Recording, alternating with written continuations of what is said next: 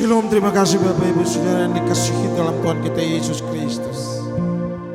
Mari kita mau belajar di pagi hari yang baru mengucap syukur kepada Bapa di surga. Sebab dengan mengucap syukur, Roh Allah ikut dan turut bekerja dalam segala perkara kehidupan kami. Hari ini bahkan sampai selama-lamanya. Tuhan senantiasa berada dengan kami untuk mengajar kami, menghitung hari-hari kami sedemikian rupa. Sehingga kami beroleh hati yang bijaksana. Praise the Lord Jesus. Haleluya, haleluya. Oh.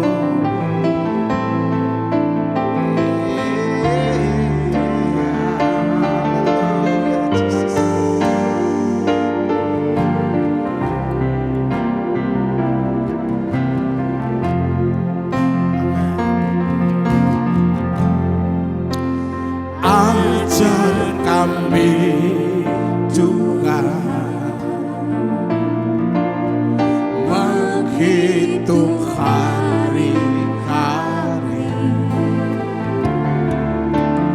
agar kami beroleh hati bijaksana.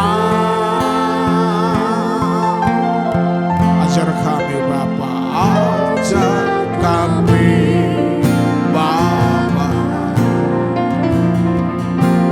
hidup dalam jalan-Mu, agar semua rencana-Mu digenapi. Sama katakan, mulialah nama-Mu Tuhan, mulialah nama-Mu Tuhan, dan ajaib jalan-Mu. Pimpin kami di setiap waktu. Besar setiamu Tuhan, agunglah karya-Mu. Yesus, kami bersyukur padamu.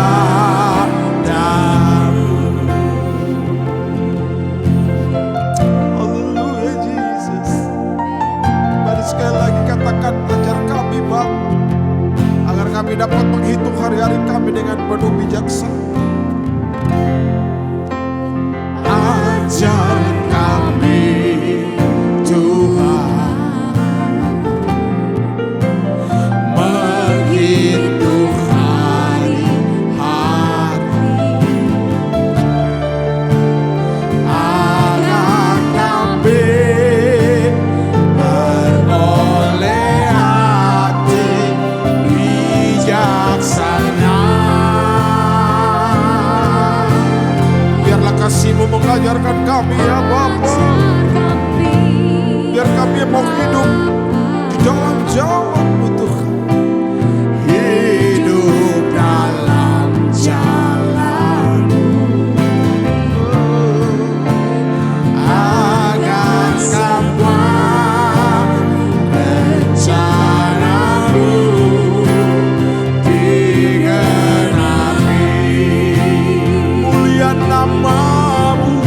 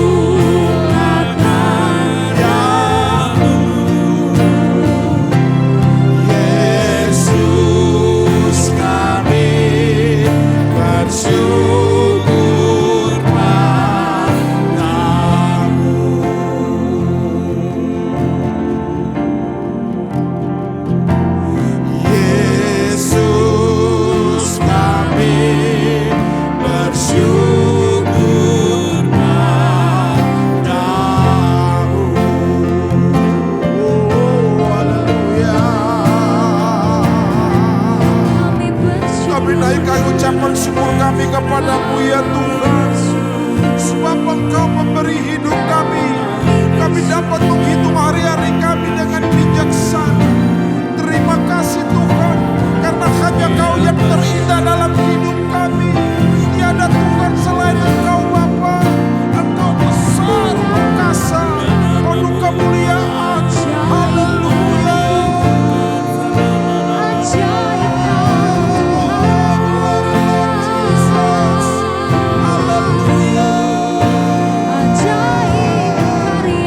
Terima kasih ya Allah kami. Kami sembah Kau ya Allah. Kami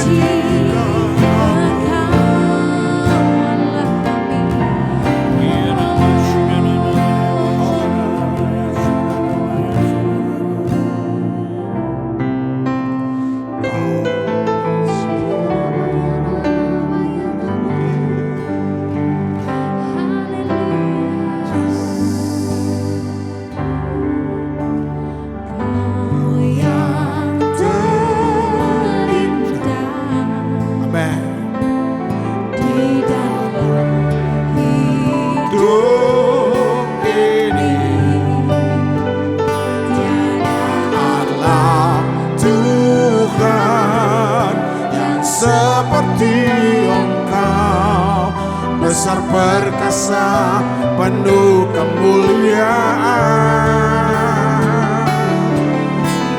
Kau yang termanis di dalam hidup ini. Menciptakan lebih dari segalanya. Besar kasih setiamu kepadaku. Ku sembah Kau yang Allahku. Ku tinggikan namamu selalu. Tiada lutut kan bertelut menyembah Yesus Tuhan Rajaku. Ku sembah Kau yang Allahku. Ku tinggikan namamu selalu. Tiada lidah tak mengaku. Engkaulah Yesus Tuhan Rajaku. Amin. Tuhan Yesus, Engkau Allah yang sungguh indah bagi kami. Terpujilah namamu Bapa. Mari sekali lagi katakan sama-sama, Kau yang terindah. Amin. Kau yang terindah di dalam hidup ini. Tiada Allah Tuhan yang seperti Engkau. Besar perkasa, penuh kemuliaan.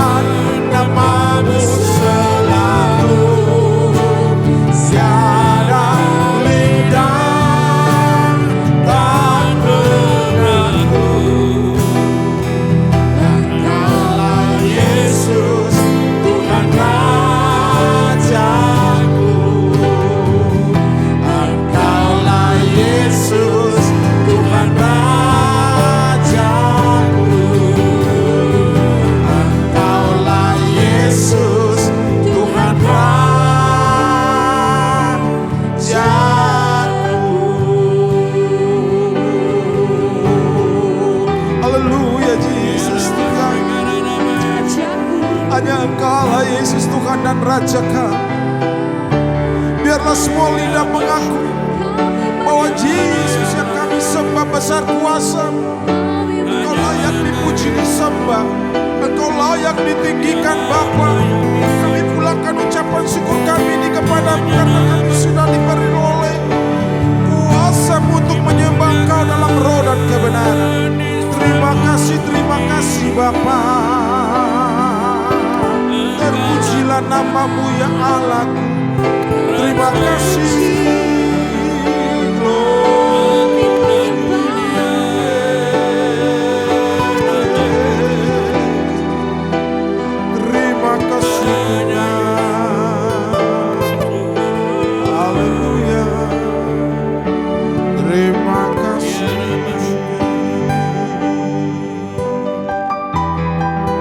Terpujilah namamu ya Tuhan.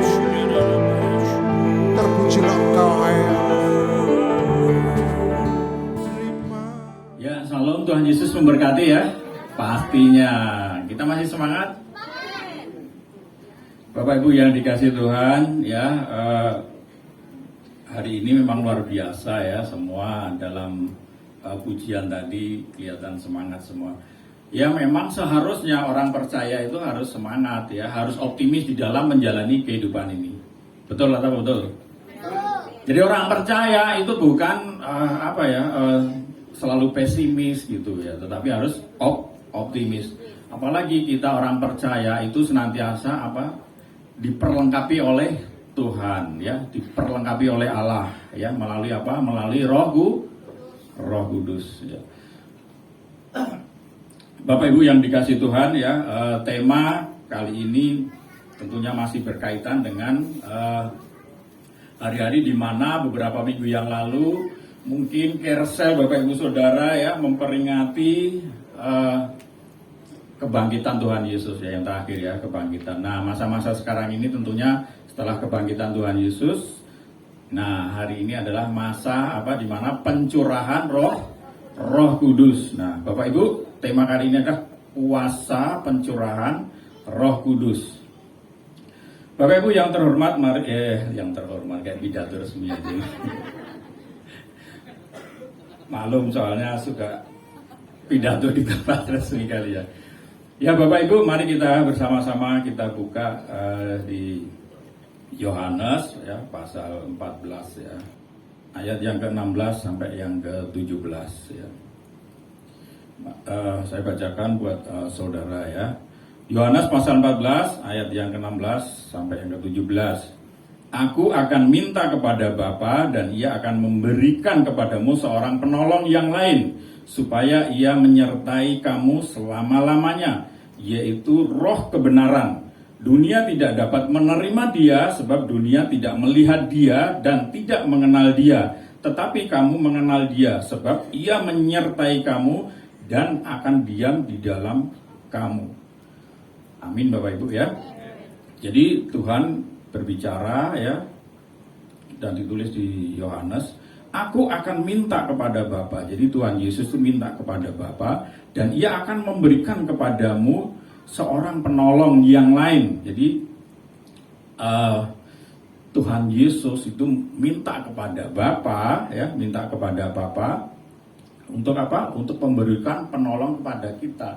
Nah sebenarnya singkatnya adalah kita ini diberi Roh Kudus yang saat ini diam dan tinggal di dalam hidup kita. Jadi sebelum Yesus pergi ke surga, ia menjanjikan ya roh penghibur bagi semua orang yang percaya, yaitu Roh Kudus. Di sini juga dikatakan sebagai roh kebenaran. Jadi Bapak Ibu Saudara, di mana ya kita ini sebagai orang percaya tentunya ada roh kebenaran. Kalau ada roh kebenaran, tentunya hidup kita harus hidup senantiasa benar di hadapan Tuhan. Nah kalau hidup kita belum benar, cepat bertobat, sebab bertobat itu adalah pintu awal untuk kita mengikut Tuhan untuk selanjutnya. Kalau saudara tidak segera bertobat ketika saudara sadar bahwa hidup saudara tidak benar, saudara akan sulit untuk mengikuti langkah-langkah Tuhan selanjutnya. Jadi sekali lagi bahwa Roh Kudus dikatakan juga di sini sebagai roh kebenaran. Dan ini tentunya akan melanjutkan karya Allah di dalam kita. Jadi ketika Yesus dia ke sorga, dia akan memberikan Roh Kudus di dalam diri kita.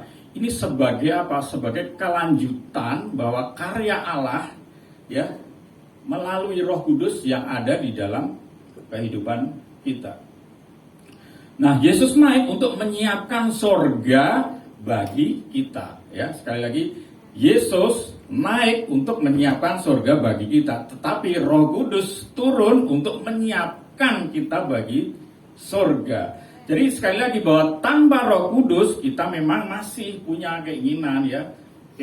Jadi manusia meskipun tanpa Roh Kudus, manusia orang yang nggak percaya kepada Tuhan, dia itu juga masih punya keinginan berbuat baik, berbuat benar tetapi dia tidak ada kuasa. Jadi no power tidak ada kuasa.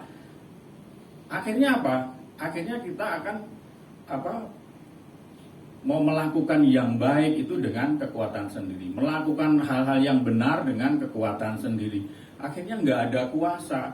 Sekuat-kuatnya kita melakukan hal yang demikian pasti akan jatuh juga. Jadi bila kita hidup tanpa Roh Kudus atau mengandalkan Tuhan, atau kita mengandalkan selalu mengandalkan kekuatan sendiri, suatu saat pasti juga akan jatuh, bahkan jatuh dalam dosa. Nah, ini yang paling kita takutkan. Jadi sekali lagi Bapak Ibu Saudara yang kasih Tuhan, bila kita sebagai orang percaya, tentunya kita tadi bahwa kita harus sadar kita saat ini sudah ada loh kita ini sudah ada roh kebenaran, yaitu Roh Kudus yang ada di dalam diri kita. Dia itu loh yang selalu mengingatkan kita akan dosa. Nah, ketika kita sadar saat itu kita berjalan di dalam dosa, cepat berbalik. Sebenarnya kuncinya itu Siapa sih yang di sini tidak pernah berbuat dosa? Bahkan di Roma dikatakan bahwa semua manusia telah jatuh ke dalam dosa.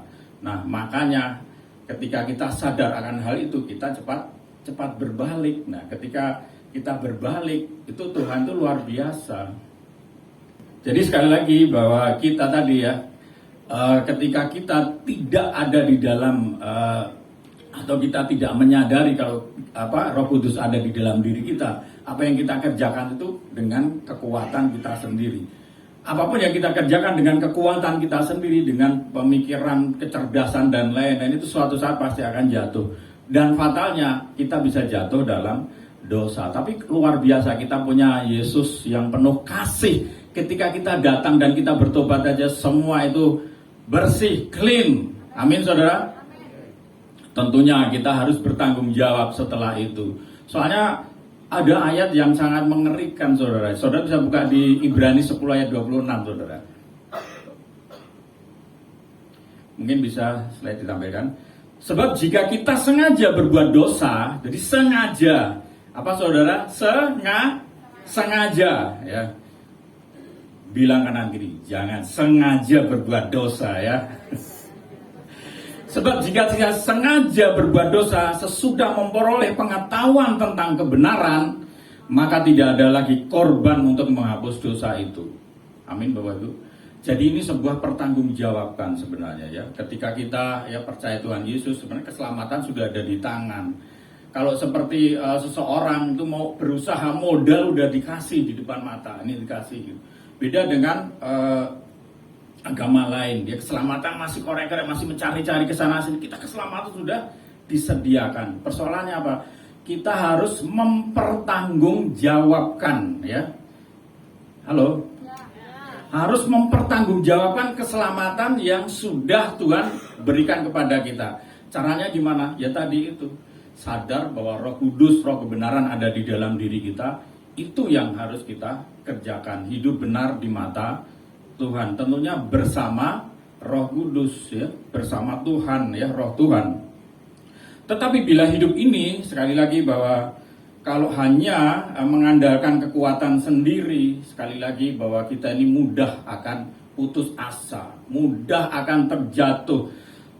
Dan sebaliknya kalau kita mengandalkan Tuhan, mengandalkan Roh Kudus, pasti dahsyat kuasanya. Amin. Pertobatan saudara kalau diniati dengan sungguh-sungguh itu berkuasa. Saudara yang biasa hidup di dalam dosa saat itu juga ya, saudara akan diberi kemampuan, diberi kekuatan untuk hidup di dalam kebenaran. Nah, ini bersyukur saudara ya kalau orang sudah hidup terus ya secara konsisten di dalam kebenaran. Memang Bapak Ibu Saudara ini tidak gampang ya, perlu terus berlatih melalui kehidupan kita sehari-hari. Roma 8 ayat 1 sampai 2. Demikianlah sekarang tidak ada penghukuman bagi mereka yang ada di dalam Kristus Yesus. Roh yang memberi hidup telah memerdekakan kamu dalam Kristus dari hukum dosa dan hukum maut. Kalau saya lihat ada dua hal ya Bapak Ibu ya. Roh Kudus ya yang kita sadari yang saat ini ada di dalam hidup kita itu sudah membebaskan kita dari hukuman dosa ya. Itu sudah membebaskan kita dari hukuman dosa. Sehingga tidak mengalami hukuman dosa tersebut. Jadi pertama bahwa Roh Kudus sudah membebaskan kita dari hukuman dosa. Yang kedua, tidak lagi ya kita itu mengalami hukuman dosa tersebut. Kemudian di Yohanes 3 ayat 18. Yohanes pasal 3 ayat yang ke-18. Barang siapa percaya kepadanya, ia tidak akan dihukum. Barang siapa tidak percaya, ia telah berada di bawah hukum Taurat. Sebab ia tidak percaya dalam nama anak tunggal Allah. Bapak Ibu Saudara, ini adalah ya sesuatu yang jelas ya, dimana barang siapa berarti siapa saja ya percaya kepadanya, ia tidak akan dihukum. Barang siapa tidak percaya, ia telah berada di bawah hukuman, sebab ia tidak percaya dalam nama anak tunggal. Jadi ini hanya dua hal aja, percaya kepada Tuhan dan tidak percaya kepada Tuhan. Memang kalau kita ya banyak orang ber-KTP Kristen itu belum tentu mereka hidupnya mempercayakan kepada Tuhan. Ya Pak ya. Banyak saudara ya, saya ya gak banyak ya, mungkin ada beberapa lah. Kalau banyak itu saya kayaknya sepertinya menghakimi gitu ya.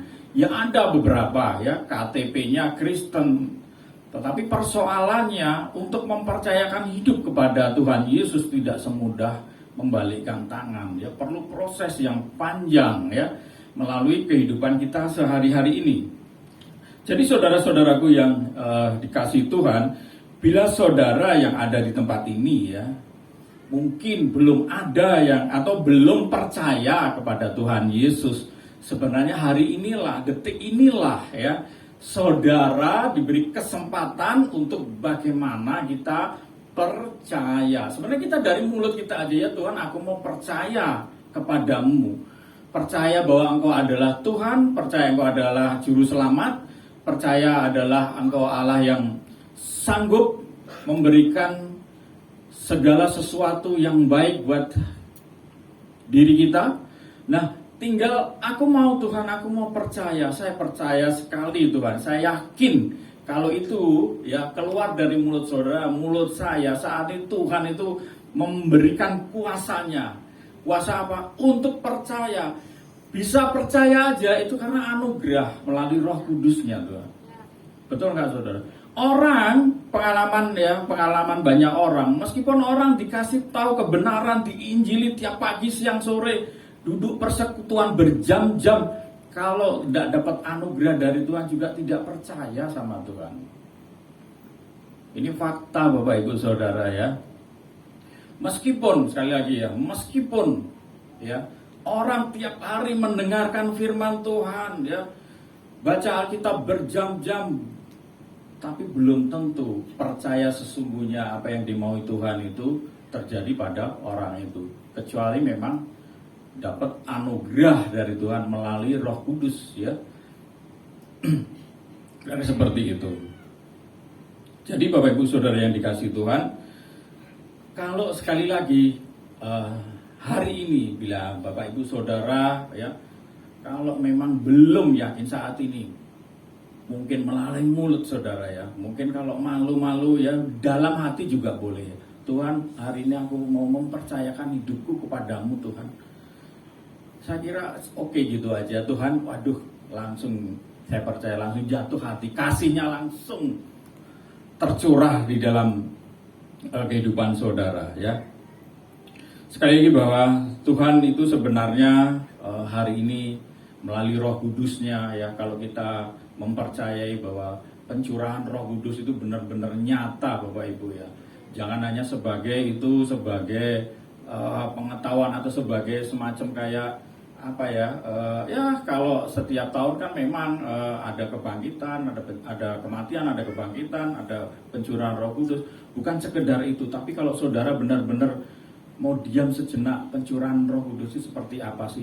Saya percaya saudara saat ini juga diubahkan saudara. Jadi kalau yang sakit bisa juga dipulihkan, bahkan disembuhkan. Kalau satu syaratnya percaya. Nah, tinggal saudara pilih percaya atau enggak. Tapi memang sekali lagi bahwa anugerah ya, anugerah dari Tuhan itu yang kita butuhkan setiap saat ya.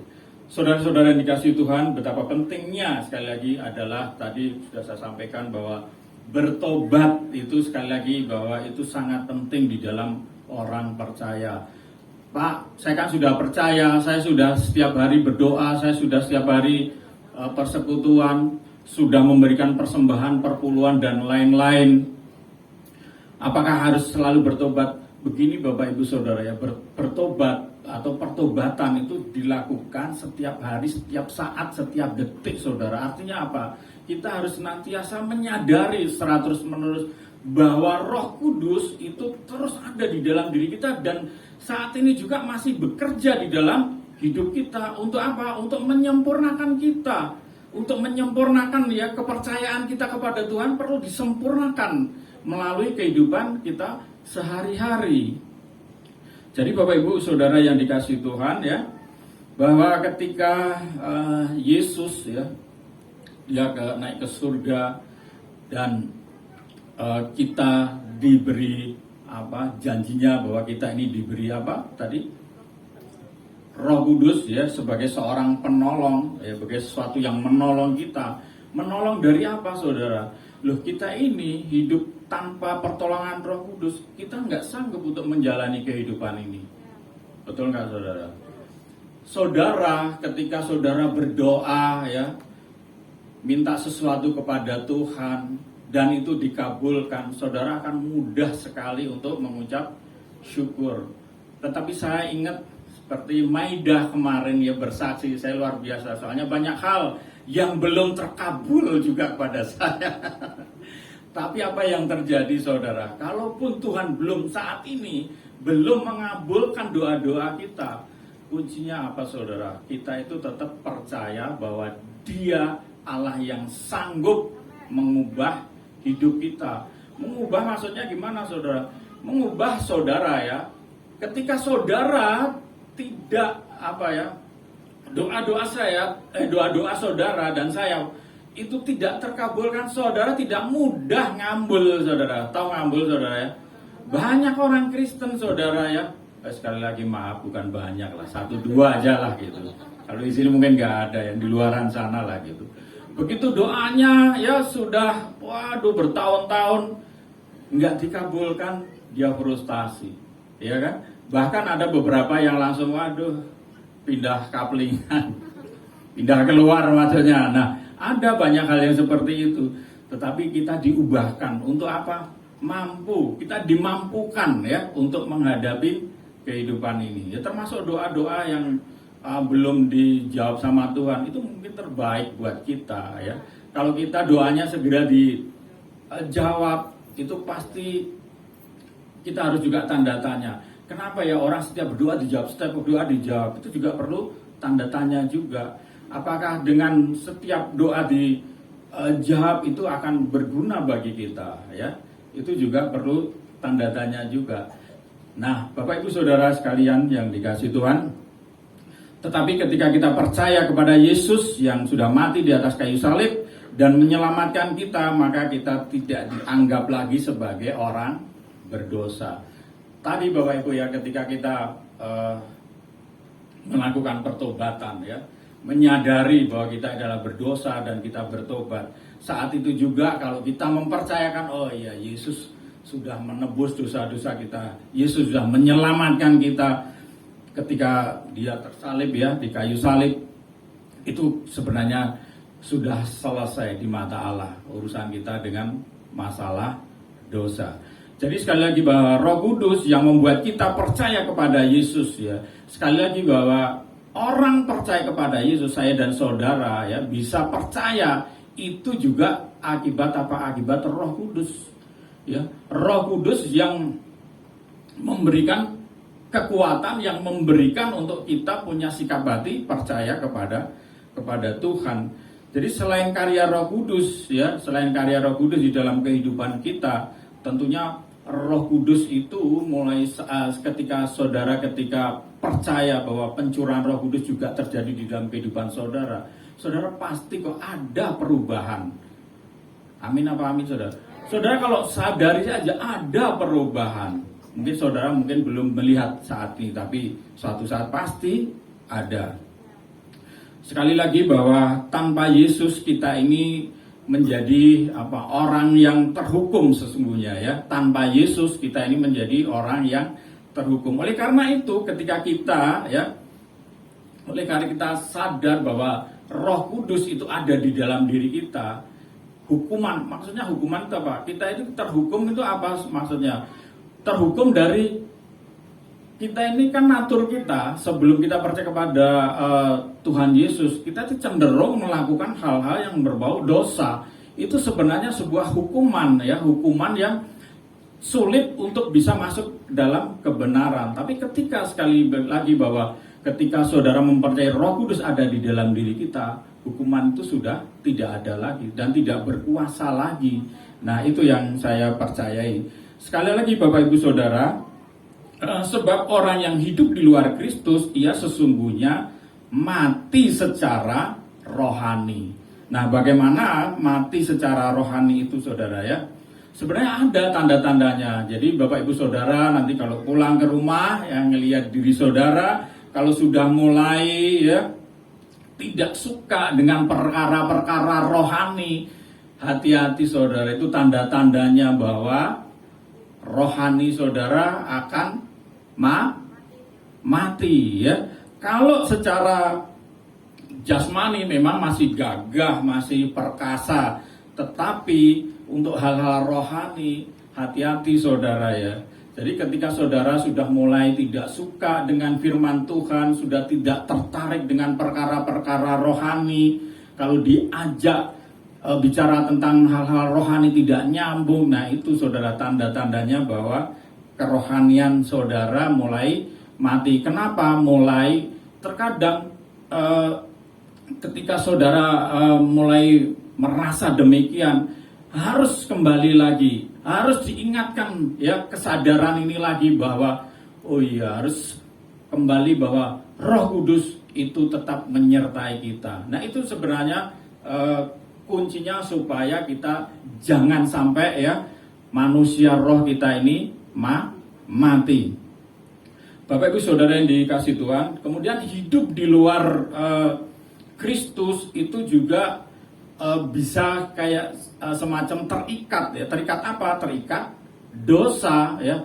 Orang hidup di luar Kristus itu mudah sekali terikat dengan dosa. Maka Roh Kuduslah yang bisa membebaskan orang yang terikat di dalam dosa tersebut. Ya Pak ya Saudara. Jadi hanya Roh Kudus yang sanggup ya melepaskan ikatan dosa setiap kita. Kita nggak bisa, kita dengan kekuatan sendiri, dengan doa apapun kita nggak bisa. Bahkan dengan doa puasa nggak bisa juga tanpa kita mengandalkan atau kita mempercayakan Roh Kudus di dalam kehidupan kita. Jadi orang yang sudah terikat dengan dosa pasti akan terus berbuat dosa. Habis gimana? Sudah terikat dengan dosa, pasti hari-harinya juga berbuat dosa karena terikat dengan iblis. Jadi otomatis menjadi budaknya iblis, menjadi hambanya setan. Jadi sekali lagi bahwa kita sadar demikian ya, niat saja itu tidak cukup. Bahkan tekad sekalipun itu tidak bisa. Contoh seperti gini, orang yang ada di luaran sana mau bertekad untuk misalnya ketika orang jatuh dalam dosa percabulan, dosa mungkin terikat dengan perjudian, ya kan? Mungkin ketika melihat sebuah tayangan televisi atau di media sosial, cara melepaskan keterikatan narkoba, keterikatan bla bla bla bla gitu. Nah, saat itu ketika saudara dan saya seandainya atau siapapun terus mau jalan seperti itu dah dengan tekad aku mau tidak melakukan hal-hal yang demikian. Sekali lagi ingat, tanpa kita menyadari, tanpa melibatkan Roh Kudus, suatu saat pasti akan jatuh lagi. Contohnya banyak Bapak Ibu Saudara, kalau kita lihat di media sosial ya, banyak artis, banyak kalangan selebritis, dia sudah jatuh masalah narkoba ya, ternyata dia juga jatuh dan jatuh lagi. Artinya apa? Artinya bahwa Roh Kudus itu sangat penting di dalam kehidupan kita. Amin apa amin saudara.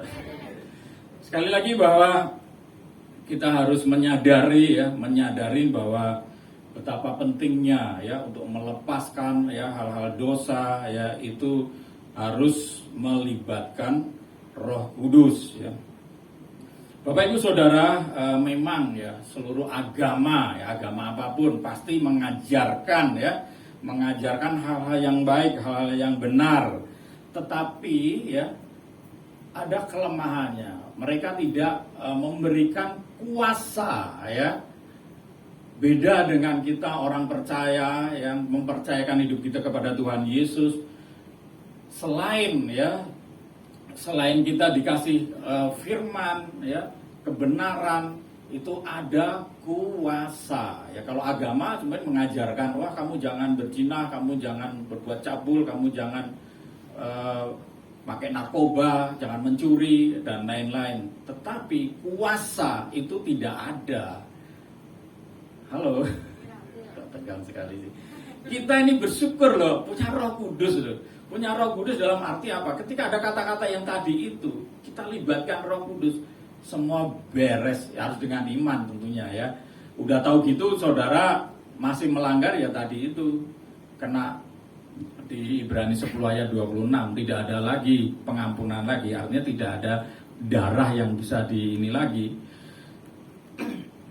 Oke Bapak Ibu, saya lanjutkan. Sebagai contohnya tadi udah ya, hidup tanpa Roh Kudus, niat baik itu ada, tekad ada ya, tetapi untuk kuasa mengubah itu nggak bisa, dan perlu ya sekali lagi Roh Kudus. Kemudian Galatia pasal yang kelima ayat yang 19 sampai ke 21. Galatia pasal 5 19-21. Perbuatan daging telah nyata, yaitu percabulan, kecemaran, hawa nafsu, penyembahan berhala, sihir, perseteruan, perselisihan, iri hati, amarah, kepentingan diri sendiri, percideraan, roh pemecah, kedengkian, kemabukan, pesta pora, dan sebagainya. Terhadap semuanya itu kuperingatkan kamu, seperti yang telah kubuat dahulu, bahwa barang siapa melakukan hal-hal yang demikian, ia tidak akan mendapat bagian dalam kerajaan Allah. Amin Bapak Ibu ya. Yang kalau melakukan hal yang demikian tidak mungkin mendapat bagian dalam kerajaan Allah. Ini kalau kita urai ada beberapa hal itu. Salah satunya adalah perbuatan daging, itu adalah dosa seksual atau percabulan, kecemaran, hawa nafsu. Kalau orang yang tidak dipimpin oleh Roh Kudus selalu jatuh pada dosa semacam itu. Nah, Bapak Ibu Saudara, selain itu pikiran kotor ya, pikiran yang kotor, hidup yang najis ya, sering jatuh pada dosa seksual. Itu salah satunya saudara ya ditulis di Galatia ini saudara ya. Nah ini bukan berarti kita yang duduk manis di sini tidak pernah mengalami seperti itu. Ini bisa terjadi apabila saudara melupakan Roh Kudus, atau saudara tidak percaya lagi bahwa Roh Kudus ada di dalam diri kita. Memang suatu saat bisa saja Bapak Ibu Saudara, meskipun saudara saat ini ya, bahkan saya sekalipun yang menyampaikan firman Tuhan, kalau tidak hati-hati, tidak menyadari secara terus-menerus, bisa saja semua akan jatuh. Jangan, wah kalau udah di mimbar sudah kuat, kalau sudah menjadi WL sudah kuat, belum tentu saudara. Kita ini tetap harus berjuang, kan begitu Pak Erik ya. Kita harus pertahankan kekudusan, pertahankan kesucian hidup kita. Kalaupun pernah jatuh, segera bertobat. Bertobat yang sungguh-sungguh, bukan bertobat tomat saudara ya. Kemudian juga di situ ada dosa ya, dosa selain dosa seksual ada dosa okultisme atau penyembahan pada berhala, penyembahan pada sihir ya, percaya kepada sihir. Orang yang tidak dipenuhi oleh Roh Kudus diikat juga oleh roh jahat sehingga percaya terkadang kepada dukun-dukun, kepada paranormal, horoskop, bahkan pada perimbon ya. Mungkin saudara bilang, aduh ini hanya iseng Pak, saya buka-buka primbon, buka-buka apalah gitu. Saudara, iseng-iseng itu jadi kesukaan iblis saudara ya. Iya Pak ya saudara. Saudara iseng, coba saudara ingat bahwa cerita tentang Daud saudara ya. Waktu Daud lagi santai padahal rakyatnya ada di medan perang, dia iseng-iseng apa saudara? Lihat apa? Bukan lihat Facebook saudara, ngelihat orang mandi, ya iseng loh itu saudara ya. Ya kan, istri Uria, apa yang terjadi saudara? Wah, yang terjadi dahsyat akhirnya ya kan. Itu gara-gara iseng saudara. Jangan main-main saudara, buka-buka di gadget saudara. Apa kan saya iseng, bukan hobi ini, cuman iseng. Sekali lagi, Tuhan ya tidak suka dengan orang yang iseng, sebab itu kesukaannya si iblis. Dosa besar itu gara-gara iseng. Betul nggak saudara? Loh, dosa besar tuh gara-gara iseng loh. Nah, yang pernah dosa iseng pasti ketawa. Dan sekali lagi bahwa jangan kasih tentunya kesempatan ya buat iblis untuk kita iseng-iseng. Ini seringkali menjadi jalan masuk bagi iblis ya, untuk menghancurkan hidup kita, untuk menghancurkan masa depan kita ya, untuk membinasakan kita bahkan ya. Kemudian ada juga Galatia 5 ini bicara tentang apa? Dosa sosial ya.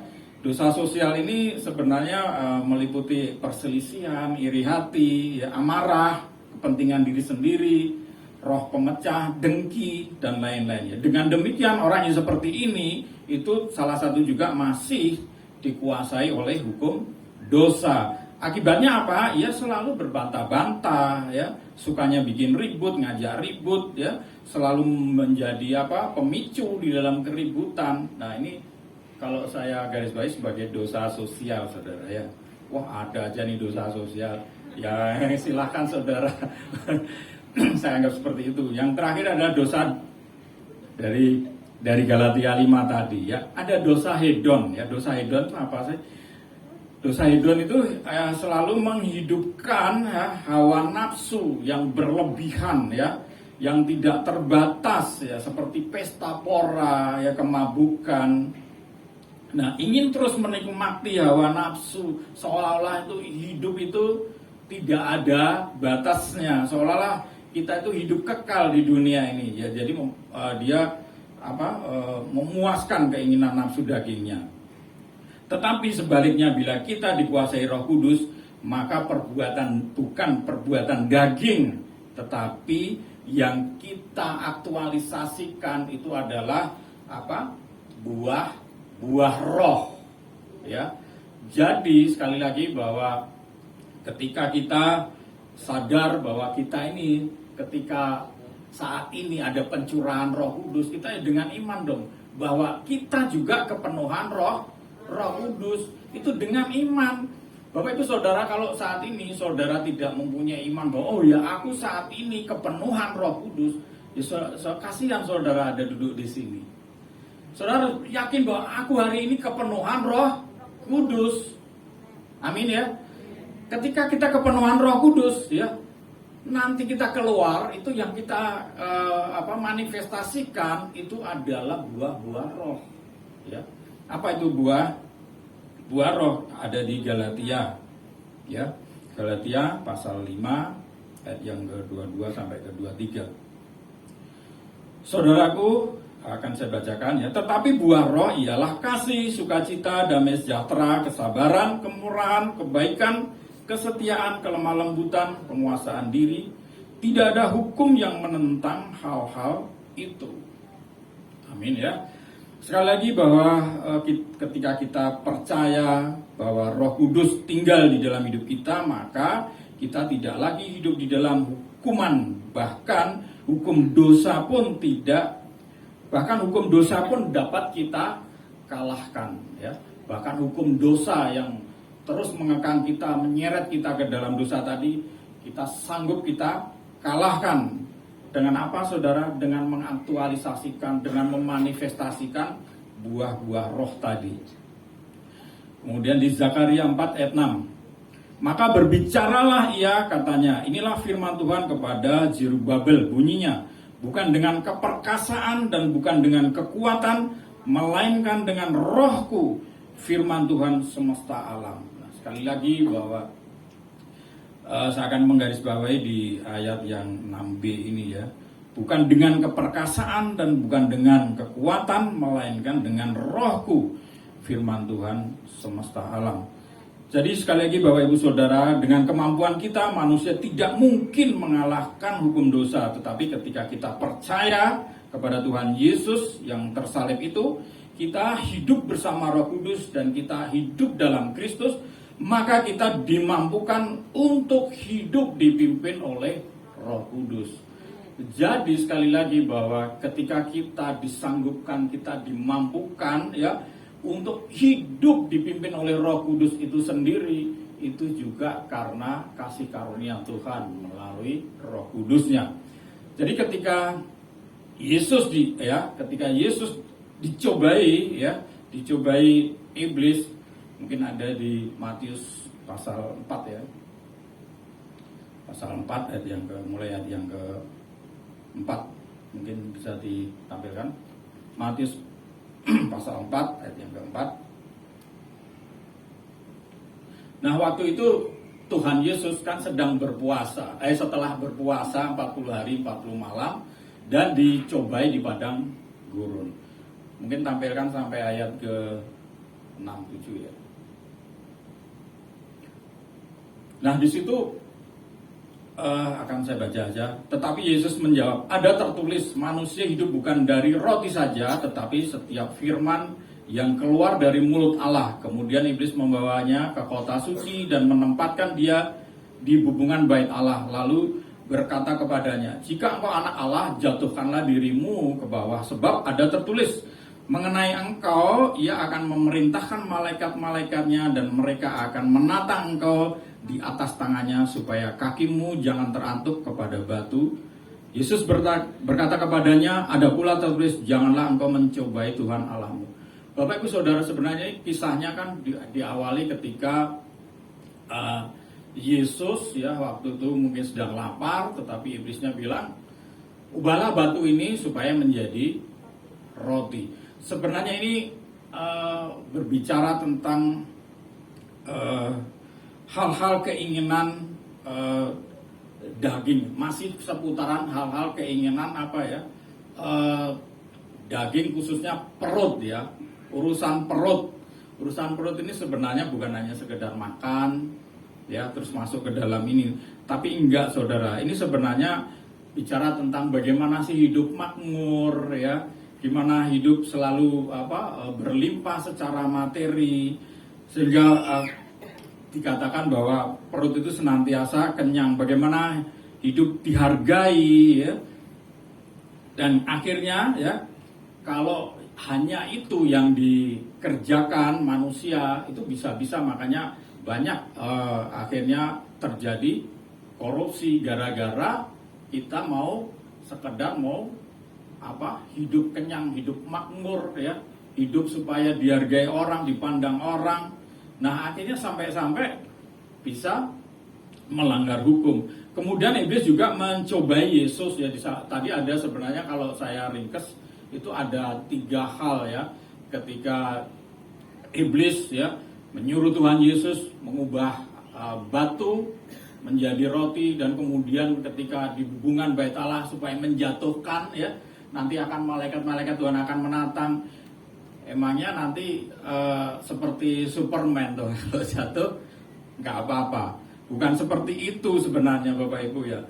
Maksudnya adalah ketika iblis ya mencobai supaya menjatuhkan, ini sebenarnya berbicara tentang keangkuhan hidup ya. Merasa paling hebat ya. Ntar kalau jatuh nggak apa-apa, sepertinya dikatakan di sini itu seperti bicara tentang keangkuhan ya, kesombongan ya. Mungkin merasa diri paling hebat. Kemudian Yesus dicoba ya, yang terakhir supaya menyembah iblis. Ini gila lagi ya saudara ya. Ini adalah berkaitan dengan keinginan mata, keinginan ya, masih seputar kedagingan juga saudara ya. Kenapa? Ketika iblis mengatakan bahwa kalau dia akan menyembah iblis, seluruh dunia ini akan diberikan, ya kan? Luar biasa, itu kan juga masalah perkara-perkara lahir aja. Ternyata Yesus lebih dari itu semua, lebih dari apa yang mungkin bertolak belakang dengan apa yang jadi pemikiran si iblis. Dan semuanya itu bisa ditangkal oleh Yesus dengan jawaban yang sangat telak ya. Enyalah engkau ya. Enyalah engkau artinya juga sambil diusir tentunya ya. Kan yang terakhir kan enyalah engkau iblis ya. Bahkan Tuhan Yesus masih berbaik juga. Iblis disuruh nyembah Tuhan. Mungkin saudara kalau baca terakhir kata-kata seperti itu. Jadi ketika kita taat akan kehendak Allah dan firman-Nya ya, godaan apapun ya, keinginan mata, keinginan daging, keangkuhan hidup ya, pasti bisa dikalahkan oleh kuasa Roh Kudus. Kemudian Roh Kudus ya juga memberikan pikiran yang rohani. Itu ada di Roma 8 ya, Roma 8 ayat yang kelima. Sebab mereka yang menurut daging memikirkan hal-hal dari daging, mereka yang hidup menurut roh memikirkan hal-hal yang dari roh. Jadi Roh Kudus sekali lagi memberikan pikiran kita itu pikiran yang rohani. Saya percaya bahwa pikiran adalah sesuatu yang penting ya, karena ini menentukan ya perasaan kita, perkataan, bahkan tindakan kita. Pikiran adalah menunjukkan siapa saya. Engkau adalah apa yang engkau pikirkan. Bapak Ibu Saudara, karena itu Allah ingin punya pikiran yang luhur, punya pikiran yang rohani ya, seperti pikiran Kristus.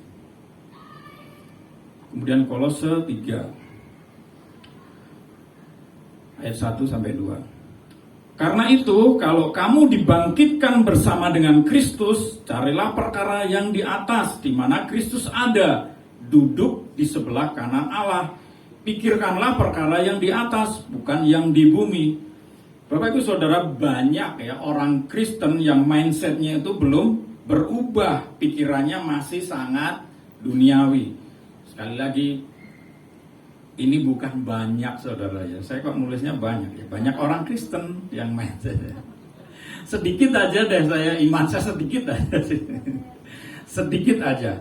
Jadi kenapa sekali lagi bahwa kalau kita mindsetnya belum berubah, tentunya iman kita bahwa Roh Kudus ada di dalam diri kita dan sanggup mengubah, itu iman masih, kalau bicara iman itu ada mutu saudara, kalau saya lihat ya, mutunya belum sempurna ya. Jadi mindset yang berubah. Contoh misalnya minggu ke gereja rajin, nggak pernah absen, memberikan persembahan, perpuluhan. Kemudian setelah keluar dari sini, tapi pikiran karena belum berubah, ya pikirannya ya biasalah, kita siapa sih yang tidak senang dengan duit, pikir masih duit, duit dan duit. Kenapa duit itu kok sepertinya kok ditulis juga di Alkitab itu seperti hal yang penting ya saudara. Memang duit itu penting, tapi tidak terpenting. Semua perlu duit, makanya di Alkitab tertulis jangan mengabdi kepada dua tuan, kepada Allah dan Mamon. Ya Mamon salah satunya adalah bicara duit. Kalau kita sebenarnya kita fokusnya kepada Tuhan, ya. Kalau kita fokus kepada Tuhan, duit datang sendiri. Emang amin, berani amin kan ya? Kita fokus Tuhan terus duit datang sendiri, maksudnya bukan jatuh dari langit saudara ya. Artinya ada hikmat ya, ada hikmat. Kita tidak berjerih payah ya, tidak meres keringat, tetapi melalui hikmat yang Tuhan berikan itu kita bisa menangkap di mana ada duit saudara. Maksudnya apa? Kita mendapatkan pekerjaan-pekerjaan itu yang sedikit kita mengeluarkan tenaga tapi hasilnya maksimal. Amin ya saudara ya. Bukan sebaliknya ya, bukan sebaliknya seperti orang terkutuk, wah semua penuh habis semua. Tapi hasilnya tel kecil, bukan seperti itu. Kita orang percaya fokus ke Tuhan, duit datang sendiri. Maksudnya ya jangan ditelan mentah-mentah saudara. Nanti aduh buat tidur aja deh, enggak gitu juga ya. Paham ya di sini? Kemudian Filipi, kita cepat aja. Filipi pasal yang keempat ayat yang ke-8. Jadi akhirnya saudara-saudara, semua yang benar, semua yang mulia, semua yang adil, semua yang suci, semua yang manis, semua yang sedap didengar, semua yang disebut kebajikan dan patut dipuji, pikirkanlah semuanya itu. Jadi Bapak Ibu Saudara, bagaimana supaya kita berpikir pada hal-hal yang tidak kotor tadi ya, memikirkan hal-hal yang kudus, hal-hal yang bersih, hal-hal yang benar ya. Bagaimana cara memikirkan hal yang benar seperti itu? Isi dong tentunya pikiran saudara dengan apa? Firman Allah, firman Tuhan. Diisi pikiran kita ini dengan firman Allah, firman Tuhan ya. Ini yang akan mencuci saudara, yang akan membersihkan pikiran dan hati saudara tadi dari pikiran-pikiran kotor tadi. Nah, Bapak Ibu Saudara, dan Roh Kudus ya, Roh Kudus juga memberikan damai sejahtera ya di dalam hati. Ada di Roma pasal 8 ayat yang ke-6. Karena keinginan daging adalah maut, tetapi keinginan roh adalah hidup damai sejahtera. Sekali lagi bahwa siapapun ya di dunia ini pengen punya hidup itu yang damai sejahtera ya. Mau makan ada, mau jalan-jalan bisa, mau bayar utang ada, mau keluar negeri ada. Itu kalau semua dituruti itu namanya serakah juga saudara. Pas ini ada ya, artinya itu saudara bukan dari hanya kecukupan, bahkan itu kelebihan saudara. Jadi sekali lagi bahwa Filipi pasal 4 ayat ke-8 ya, kita memikirkan yang manis ya. Apa sih susahnya memikirkan hal yang demikian tadi itu kan nggak susah saudara ya.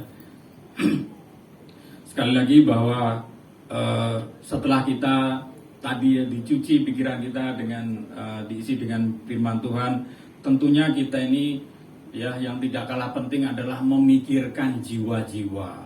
Amin Bapak Ibu. Siapa yang memikirkan jiwa-jiwa ini ya? Jadi jiwa-jiwa itu perlu juga kita pikirkan, karena ini menyangkut amanat agung juga Tuhan ya. Kita terus beritakan Injil ya, memberitakan kabar baik supaya orang-orang di luar sana juga menerima berkatnya. Kemudian selain tadi Roh Kudus memberikan damai sejahtera,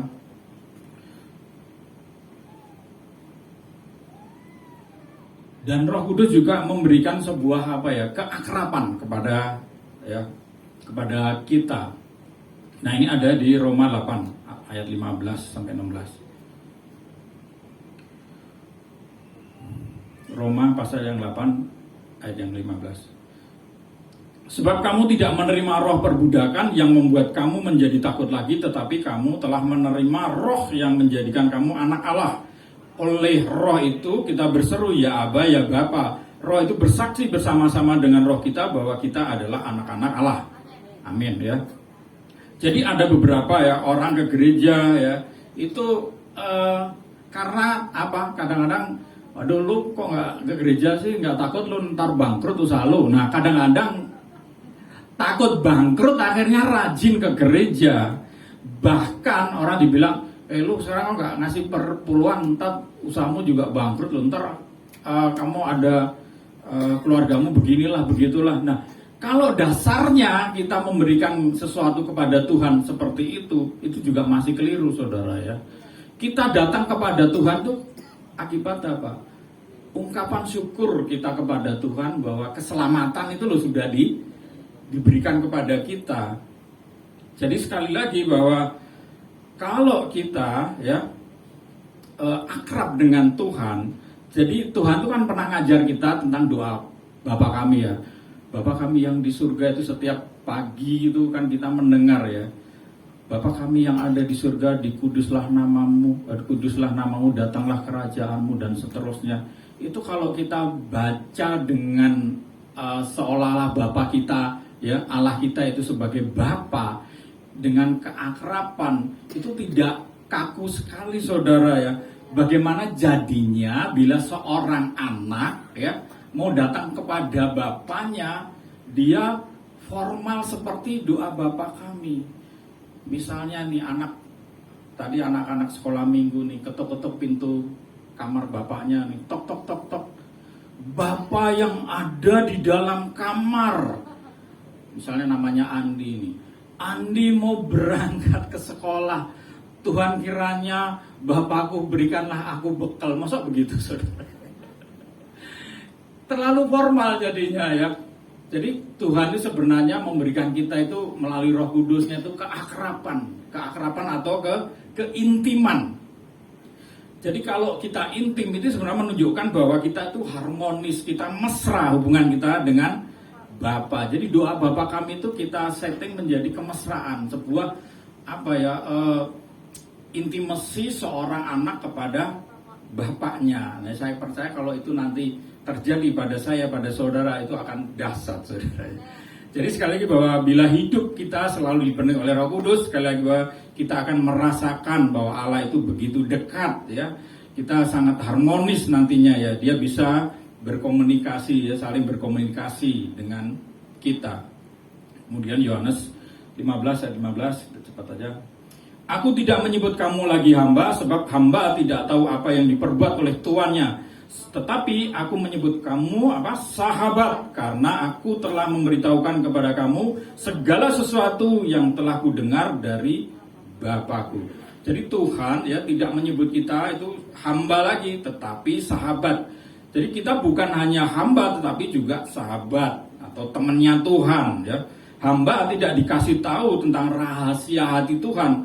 Kalau Tuhan melihat kita sebagai temannya, Dia juga pasti menceritakan isi hatinya kepada kita. Sehingga kita tahu bahwa pikirannya, rencananya, maksudnya Tuhan di dalam kehidupan kita tahu. Sehingga kalau kita berdoa bertujuan untuk menjalin keintiman ya, bukan meminta-minta ya, bukan hanya meminta-minta. Maksudnya minta sih juga boleh ya, bukan hanya meminta-minta maksudnya. Jadi lebih banyak memuji.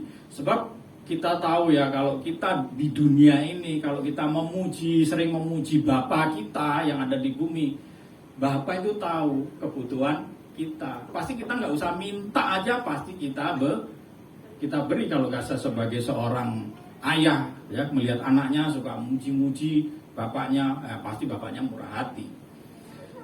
Terlebih Bapa di surga ya. Jadi saudara-saudaraku yang dikasih Tuhan, sekali lagi tadi ada 3 hal ya, betapa kuasa Roh Kudus ya yang ada di dalam hidup kita. Satu, Roh Kudus memberi kita ya pikiran yang rohani. Yang kedua, memberikan damai sejahtera. Dan yang ketiga, membuat kita akrab dengan Allah, akrab dengan Bapa kita. Sebab kita sebut Bapa itu adalah ajaran dari Tuhan Yesus, menyebut Allah adalah Bapa. Itu tadi 3 hal yang penting ya. Dan kita akhiri ya. Mari kita bersama-sama berdoa. Saya percaya bahwa ketiga hal tadi, bahwa ketika kita sadar bahwa Roh Kudus memberikan pikiran yang rohani kepada kita, Roh Kudus juga memberikan damai sejahtera kepada kita, dan yang terakhir Roh Kudus juga membuat akrab ya dengan Allah, kita dengan Allah ya. Yang itu tentunya harus kita sadari secara terus menerus. Mari kita tundukkan kepala. Bapa, terima kasih. Kami sangat membutuhkan Roh Kudus Tuhan. Bapa, biarkan aku selalu menang apabila di setiap keinginan daging itu muncul. Biarlah Roh Kudus yang mematikan keinginan daging itu Tuhan. Roh Kudus, aku ingin sekali lagi intim dengan Engkau, supaya damai sejahtera ada di dalam hidupku selama-lamanya Tuhan. Terima kasih Tuhan atas seluruh anugerah-Mu, seluruh kasih-Mu yang telah melimpahkan kepada kami semua. Bahkan Roh Kudus-Mu yang memberikan kekuatan di dalam kami menjalani kehidupan ini. Biarlah setiap firman yang boleh kami dengar ini senantiasa tumbuh dan berbuah lebat, sehingga hidup kami hidup yang senantiasa menjadi berkat bagi orang lain. Terima kasih Bapa atas anugerah-Mu, atas kemurahan-Mu. Hanya di dalam nama Tuhan Yesus. Haleluya. Amin. Tuhan Yesus memberkati.